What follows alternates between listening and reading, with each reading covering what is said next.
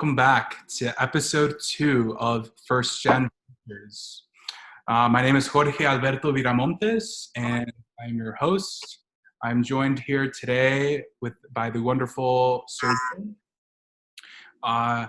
So Sergio has over 2 years of experience working at a law firm in sales, and also a couple more years working in marketing through Yelp. Most recently, he's venturing into a wellness brand called Ganaderia, and we're excited to talk to him about his journey into entrepreneurship. But it's my pleasure to have a good friend of mine, Sergio Murillo. What's up, man? What's up, dude? Hey, what's up, man? Pleasure to be on the show. Thanks for coming on.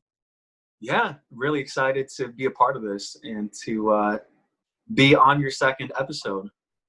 So yeah, super proud of how far you've come and where you've taken this idea, and here we are now, recording this. So that's great. Awesome. I'm excited.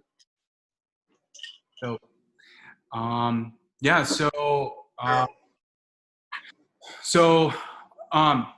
on today's episode, there's a couple things I want to touch on, but for sure, let's just start with your story.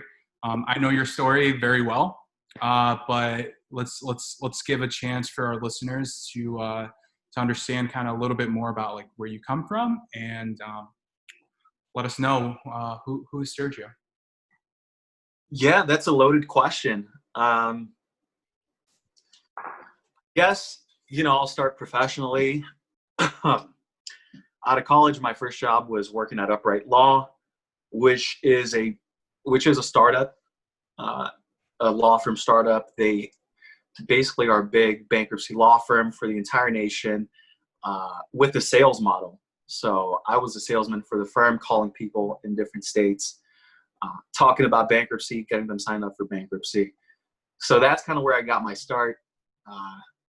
And then 2 years after that, once I got tired of it, we can get into that later, I found a job at Yelp, which at the time just seemed like a way better situation to be in, because UpRight Law was it was small as a startup, kind of uncertain where that was going to go. All right. So it was very kind of up in the air. Is this going to be a successful venture? Not the most stable job for sure. So Yelp was kind of like the 180 from that. How long has Yelp existed? Since 2004, for 16 years, So while it may not be the biggest tech company in the world, it's a fucking unicorn. It's it's in that conversation for one of the most long-standing tech firms. So that was a big change, and I learned a lot more at Yelp in terms of marketing, in terms of what it is to be a small business owner and to own a small business, and I guess the plight of business owners in America, their issues. So that was a completely different role, different type of people that I was working with. On one end, I was working with people that were at the really low point of their financial career in bankruptcy, helping people out of a hole. Whereas Yelp was okay, these are fairly successful people. These are entrepreneurs, at least, on average. These were more successful people, kind of with different goals in a different place in their life. You could say more actualized people, because, these were people that created a bakery, right? That love baking, created a bakery, or created a hair salon or a restaurant. This is a lot of times their life's work, their life savings. So dealing with people at a very different stage in their life. So that's kind of been my journey since I've graduated. But I think the overarching theme for me, I guess if we were to give it one, would be just psychology and the power of influencing people, connecting with people, and helping people problem solve. So that's kind of been the overarching theme through my career thus far, which I would say is kind of unexpected, but it makes sense for me. and what my interests are and what my interests have been for a while. So yeah, it's kind of interesting to see where I am now versus where I thought it would have been. Yeah. You know, I wouldn't have necessarily thought I would have gone this route. I wouldn't have necessarily thought I would be interested in marketing, you know, and sometimes things kind of come at you, and I like certain things about it. It sparks something in me. So that's kind of where I'm at right now. And obviously, like, you know, we're in a pandemic, so things are kind of crazy, but. So I want to go back a little bit to your experience at Yelp. So you mentioned a couple of the different clients that you worked with, whether those are bakeries, hair salons, smaller businesses, and the problems that you would solve for them. So I'm curious, you know, if you could dive a little bit deeper into that, and maybe what were some of the small businesses you were working with, and what were some of the challenges that you were helping them address? Yeah, so I guess one of my clients that to this day I kind of remember the most is he was a Mexican business owner, primarily Spanish speaking. I dealt with a lot of the Spanish speakers, and he lived in the middle of Idaho, Boise, Idaho, right? Like, who's ever been there, you know? Shout out to all my people in Boise.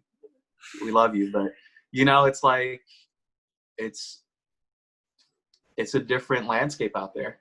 So I was talking with this guy. He created this business that's like a Michoacana type of business where they sell like Mexican paletas, treats, shit like that.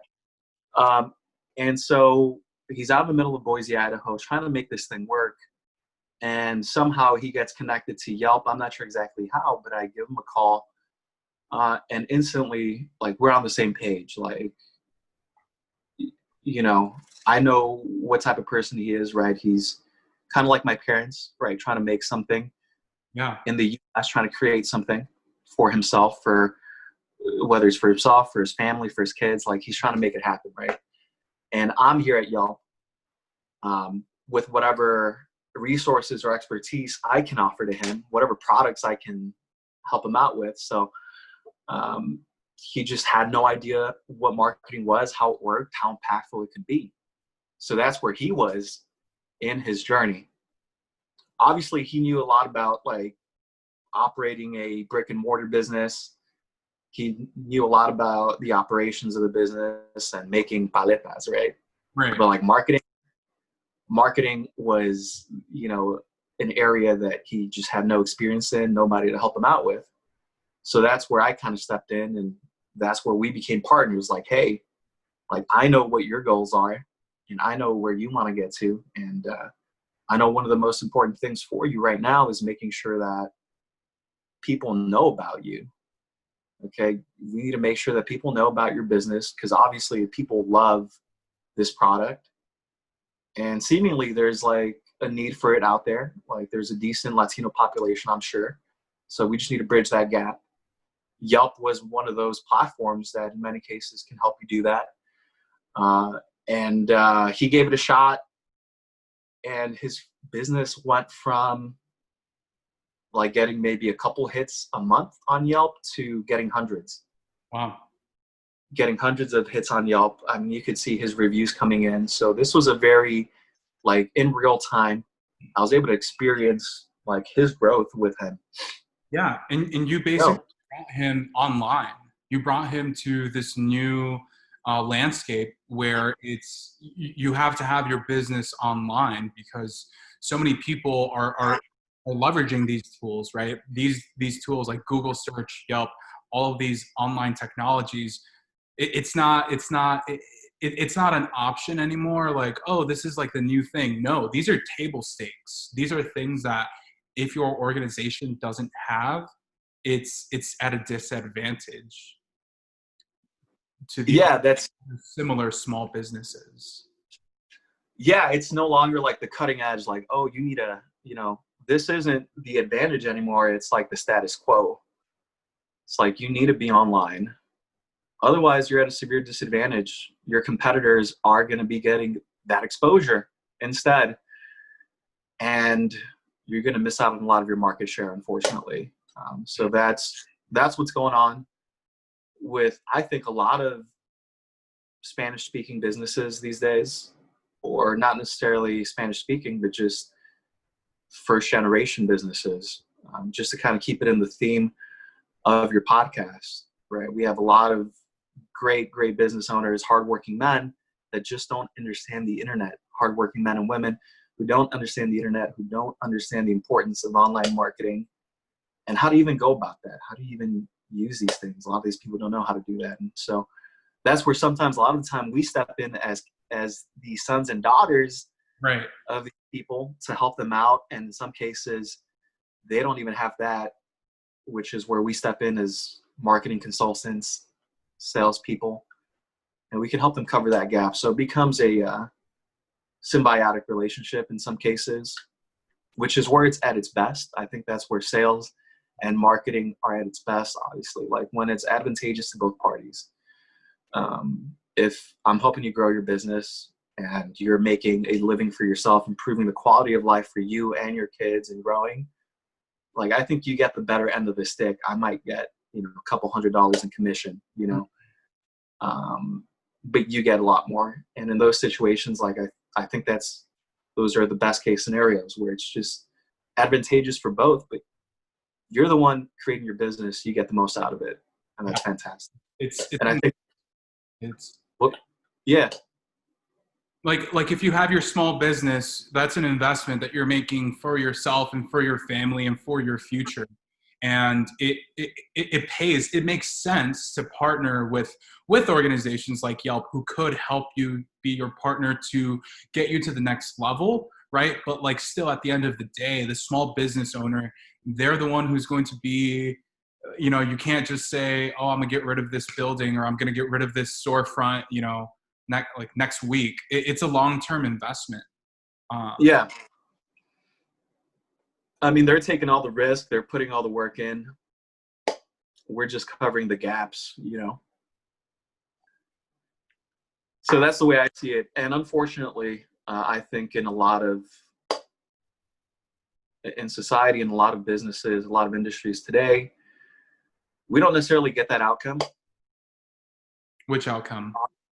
Of like it being a symbiotic relationship like that. Both the client, the business in this scenario, making the most out of their investment in Yelp, and then Yelp, obviously benefiting off of that. That doesn't always happen. I had a lot of instances where I had clients that didn't make money off of Yelp, and that kind of sucks. And that sucks because then that becomes one-sided. I don't like the feeling of making money off of people when it has not been advantageous to them. And in some cases, like, that's the business model that things like Yelp run on. Like, not everybody is going to get the benefits, but Yelp's always going to make money, so I guess that's something that we run into. For sure. No, yeah, that's super true. And I think that ties into a lot of kind of like what is good business, right? Like what are some good business practices? I recently joined this kind of work at home school. I'm essentially trying to figure out how can I make money by just working from my computer. And one of the big things that I've learned from that is that, like, whenever people are starting to work from home, right? Like, or start your own business, start an online business, maybe it's reselling stuff online, or maybe it's doing voiceover work, whatever or being a software developer, right? That's something that's already kind of known in the space to be something that is something you can do remotely. Yeah. Everybody wants to hop on that, and everybody says, how do I make money? Right? Like, how do I start making money? I need to make money. And the thing one of the things they talk about in this course I'm taking is, don't look at it as how can I make money? Look at it as how can I add value? And Yeah. you add value by solving problems. So what are problems that I can solve for my clients that will add value to them, right? And problem solving, there are so many problems to be solved, and it looks so different in so many different ways. But if there's anything I've learned from that course I've been doing, it's that how do you make money? Well, you solve people's problems, and then like that's value. Create like solving problems equals value, and value can translate into money. And we can go into a further discussion, but value doesn't always necessarily mean money. It could be time, it could be relationships, it could be a lot of things. Like what value looks like to a person is very different. Yeah. One thing I'm just thinking of is I heard family is like the cheapest labor, right? So if you're a middle-aged Mexican or Guatemalan immigrant, and you have your own business or your own restaurant business, for example, your kids, they're like teenagers, man, bring them to the business, like, pa que aprendan, so that they learn, you know what I'm saying? And it's like, that's like, Get a little cheap labor. huh? Yeah. Child, what is it? Child labor. Yeah. Child labor. Child exploitation. Okay, it's not exploitation. Getting kind of dicey on this episode. I mean, the thing is, like, a lot of times this is an opportunity for that kid to learn something and get some experience in the working world. So, and you get to help out your family. Like, it's not the same thing as like actually exploiting children, I would argue, No, yeah, for but sure. It's a gray area there, and like that, it depends on the situation. I guess the point I was trying to make is that, value comes in different ways. Value can be, sure, by money, but then also by relationships or connections, growing your network, free labor from your kids, mowing your lawn. Yeah, like neither of us are, by the way, not yet. So, huh? I'm just saying for our listeners, neither one of us are parents. We don't take care of kids. We don't. We don't yet. But yeah, like I think starting from point of how can I provide value, it's a really good place to start when you're thinking about a business. Like, how can I provide value instead of how can I make money overnight? Which is where it seems like a lot of people kind of falter. They're focused on the lagging indicators. They're focused on those outcomes of money or validation or fame or what it might be that they're actually looking for. And then the value piece, which is like so important, is missing, which is why I think a lot of times why our ideas don't come off the ground. But yeah, starting with value and money being a lagging indicator, I think is a good place to be. But yeah, I mean, I guess in terms of my career, since I graduated from college, UpRight Law, Yelp, working with people, influencing people, and to where I am now, I think, like ever since the pandemic, obviously, like shit's been crazy, right, for everyone. I'm trying to figure out what to do next. In my situation, I did get laid off. Yelp cut a third of their entire workforce. So that was a very real thing that kind of, made me realize like, hey, like I need to figure something else out, right? Like the world isn't as stable as we thought it was. And that's fine. I'm at peace with it. I'm glad that it happened, actually. It's allowed me to really look into, what it is that I am passionate about. One of the things that I had started before this and that I'm, taking a closer look at now is what you had mentioned before, the Yeah. canadería, Let's the dive in. canadería business, which was kind of born out of this idea that I had a while back of like, why don't we make edibles, THC edibles, that are, in some way related to our culture, Mexican culture. Instantly, I thought of conchas. I thought of the panaderia. I thought of going in there, smelling the scents, going home, like having a concha with some milk. Like that's an incredibly nostalgic experience and memory for me. And I think it's very comforting for a lot of people. Just Mexican treats, Mexican bakeries. Yeah. And what if you mix that with cannabis, THC, and give people an experience related to that? I think it would be attractive to a lot of people. I think there's a market for it.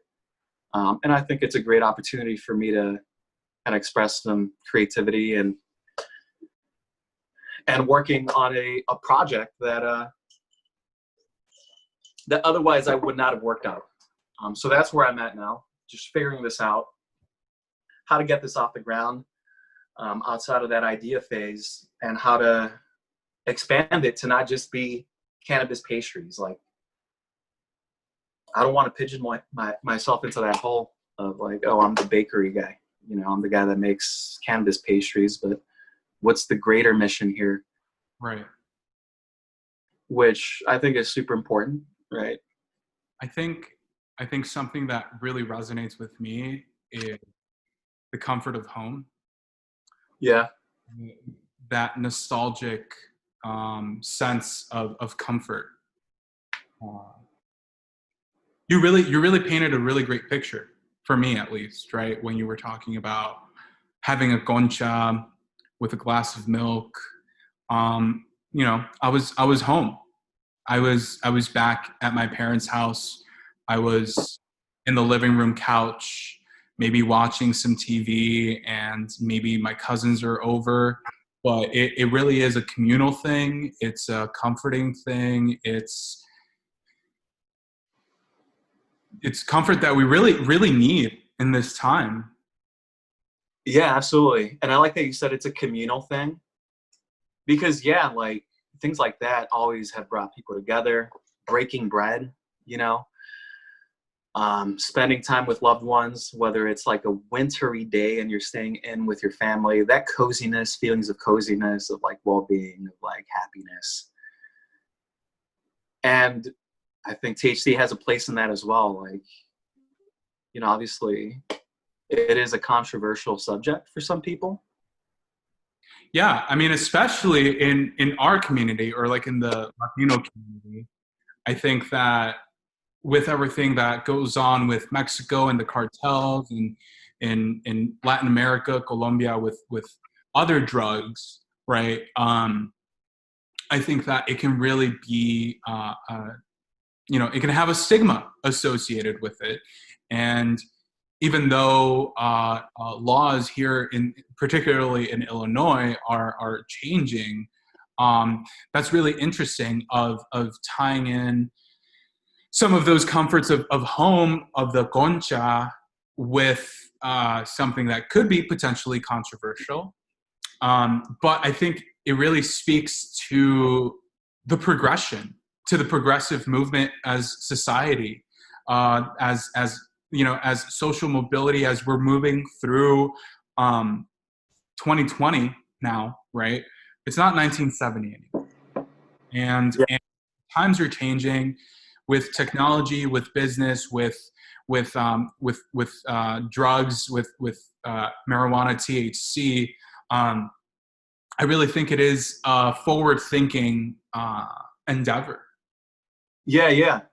And I like how you brought that up of like the perception and the stigma and the cartels, even, because if we look at like cannabis culture in America, right, the whole 20th century in relation to cannabis was about how like terrible it was. There's a whole like reefer madness.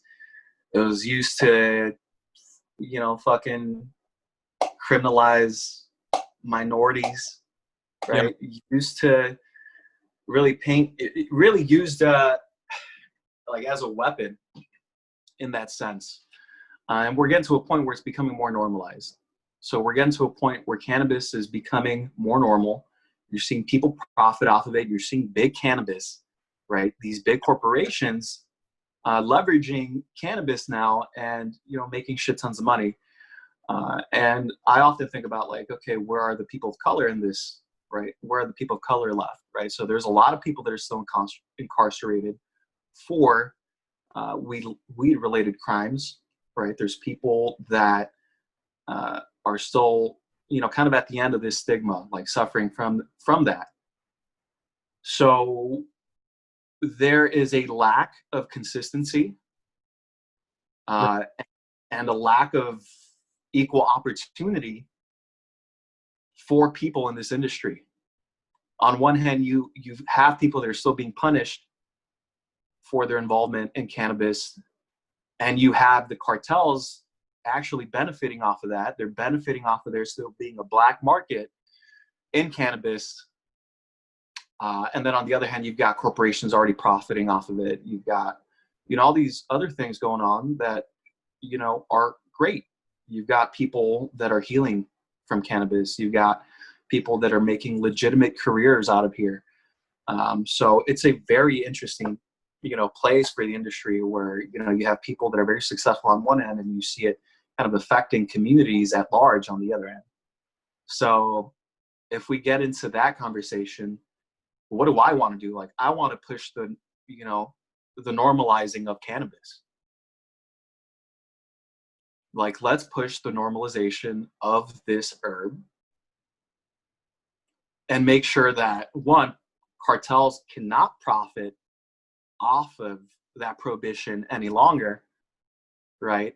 At least far less than they would be able to, at least far less than they were able to before because of the black market, you know? Or kind of create the systems or processes such that people who are involved in that business, like, you know, okay, cool, y'all grow weed, like, all right, there's this way that we can just do it. Like, let's just all making a society that works is I guess the point that I'm looking at. Yeah, making a society that works, figuring out how to make it work, and pushing that normalization, erasing that stigma that has existed there for so long, I think is a big part of that. I think even things as little as changing the language that we use around cannabis is an effective way to do that. Like even just calling it cannabis instead of saying marijuana. Language is important. Yeah, language is important. It paints a picture, you know? So saying cannabis instead of marijuana, I think is powerful because marijuana has all that kind of, you know, 1900s madness surrounding it. Even in Spanish, like marijuana sounds bad. Exactly. How do you say cannabis in Spanish? Cannabis? I don't know, dude. That's a good question. That's a really good question. Yeah. Changing the conversation. Changing the conversation of cannabis. It's not weed, you know, it's not necessarily weed, you know, it's not necessarily joints, it's not necessarily, you know, this or that, or all these associations that you have with cannabis. So I guess I'd love to get to, you know, what is your vision for this undertaking that you have? What is the what now? What are you envisioning? What's the vision or the mission of this kind of new business venture that you're going with? I think that I'm not sure if you mentioned it on as we were recording this, but it seems so. Destigmatize cannabis, kind of create that sense of home, and you know the vision of that. Like, what would that look like if your business is successful? Yeah. So what does that look like? What's the vision? That's a loaded question. I think there's a few things that I want to see here. I obviously want to see the destigmatization of cannabis, the acceptance of that. I want to really have this be kind of an overall wellness brand. Thinking in terms of like, cannabis is and cannabinoids and all these compounds that are in the plant. Like, there's a lot of research obviously being done on that and how it can aid people experiencing anxiety, experiencing depression, Right. cancer, right? There's applications in a variety of different medical scenarios. And so expanding on that and figuring out how we can, help people out that otherwise might not have tried these solutions, and helping them out mentally, emotionally, using it responsibly. I don't necessarily see myself as like, okay, I'm going to push this solely as a recreational thing. Like I also want to promote the mindful use of cannabis, right? Like it's not a panacea. It's not like, I think everybody should try cannabis. I think you should be mindful about your usage of cannabis. I think you should be thoughtful about how you use it, what types of cannabis you use, the dosage that you use it, and just be really mindful of how it affects you. It can be a very powerful tool, and I want people to be mindful about that. So I guess I want to push overall wellness, making decisions for yourself, providing people the tools to be able to do that, maybe other resources. Obviously, I'm into meditation. I'm into these other forms of wellness, and having that be a part of it, I think would be ideal for me. So figuring out how to kind of marry all of those concepts together. You brought up an area that makes sense for me. Yeah, you brought up some great points in there, talking about mental wellness, emotional wellness. I think that those things kind of just like go hand in hand as well with the intent of this podcast, of just being able to acknowledge or just note things that are maybe off, in your head, or things that might be going on, like kind of like the voice in the back of your head, or the stories that we tell ourselves, right? And how can we build a brand of wellness surrounding that, and empowering the destigmatization. That's a hard word. Yeah, destigmatizing cannabis. Yeah. And I think that there's a lot of great work there. Yeah, how can we use it for like the betterment of people and promoting personal choice, mindfulness, instead of promoting kind of reckless drug use. Exactly. Right? And I think overindulgence. Right. Yeah, indulgence, but like having balance in Yeah, exactly. Which I think is something that's personally missing in not just the cannabis industry, but a lot of industries. Like, it seems like these days, like people want you to buy as much of what they have as possible. It's the consumerism culture that you need to get the new iPhone every single year, that you need to get more and more and more. And it's like, to me, it's disheartening of like what humanity is possible, like is what humanity's potential is. Yeah. I think that if we're over focusing on consumerism and build more and more and more, what's wrong with just having some great conversations between friends? What's wrong with kind of just like being present, accepting things for how they are without overindulging? I think that that's a huge problem that we have as a society, that we think we just need to keep indulging and consuming more and more, where we could potentially look at having a more minimalist mindset. Yeah, I think you bring up a great point. The whole keeping up with the Joneses kind of concept reminds me of, I was on Coursera taken this class called I think it's called like the Art of Happiness or something like that, the Art of Well-Being, hosted by Yale. It's actually a really popular class that I would recommend if anyone's interested in that. We'll link it. We'll link it. It's a free online course. It's the Art of Happiness, hosted by Yale. So there's a lot of like, cutting edge research that went into this. And one of the things, they looked at a lot of studies where people kind of tracked like how happy they were and how happy they expected to be after X, Y, Z thing, right?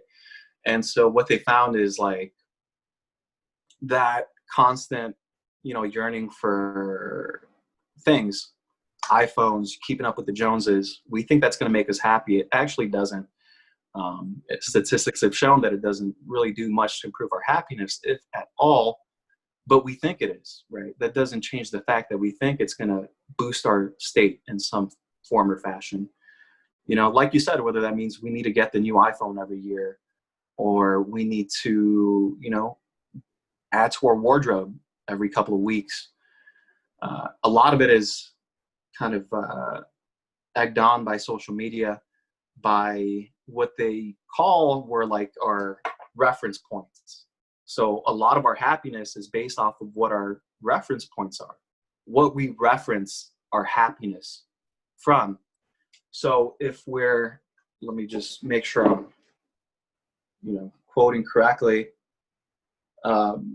You really have to mind which reference points you pick out, right? Because if you're spending all your time on social media, that's going to be your reference point. Right. You're gonna judge yourself based off of what you see on here subconsciously. That's your feed. That's what you're being fed. That's what you're seeing. That's what gets fed into your brain. And just like your diet when you're going to the grocery store, this is your diet. This is your digital diet. This is your information. Yeah, this is your digital diet. This is your digital society. If we're thinking in terms of that, like let's say, back in the fucking caveman age, right? Our society was like our tribe and whoever was around us. Now our society is like everybody on social media. That's our whole reference point. And so that can really kind of skew our reference point of what it means to be happy, what it means to be successful, and what we're comparing ourselves, like in a very statistically proven way that I think people need to be more aware of. I need to be more aware of. Like, I think we all could do better at that. Yeah. Yeah, go ahead. But yeah, I think that ties into the whole keeping up with the Joneses, being mindful of like how advertising, how marketing makes us do these things. And yeah, capitalism is kind of at the source of this in some way. I think that it's really important to be aware of what we're listening to with all of the noise that's going on around us. Personally, I had a hiatus from Twitter. I deleted Facebook off my phone for a while because you really become unaware of how much you are consuming. If you really think about it, like, you and I, we're lucky enough to have been in the iPhone years. And about it, like, what was your life like when you woke up before in those days, but in the olden days before the smartphones, right? Even now it seems like a far and away past, but yeah, that was a whole, 14, 15 years of my life before I ever got a phone, got a smartphone, got anything like that. So it's really important to be self-aware of these of noise, and like, let's sift through the noise, like let's look and see like what is benefiting us. And I know that there's a lot of great content out there, and here we are, you and me, we're doing our best to share what has worked with us, to uplift and to spread more positivity. So hopefully more and more people can find more content like this. I think we could be here all day, but we're getting close to time. But I do want to thank you Sergio, so much for joining me for this great conversation. I really hope that a Yeah, lot. thank you for inviting me. And I'm looking forward to being invited in studio next time.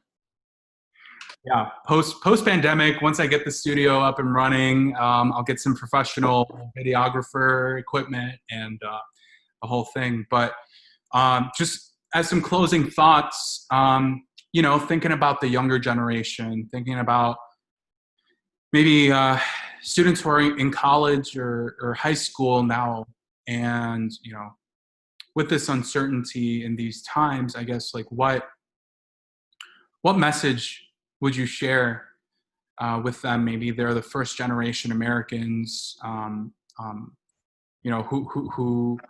are looking for those role models. I guess like what knowledge would you share with them that you wish you knew back then? I think I would definitely say don't be afraid to create yourself. Don't be afraid to redefine yourself.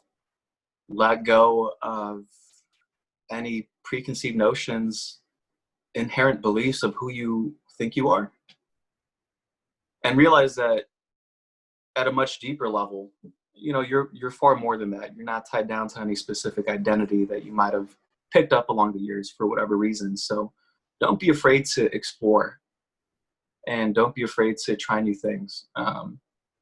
And additionally, just off of that last conversation we had, I think one thing that I really want to, I guess, emphasize, use this as like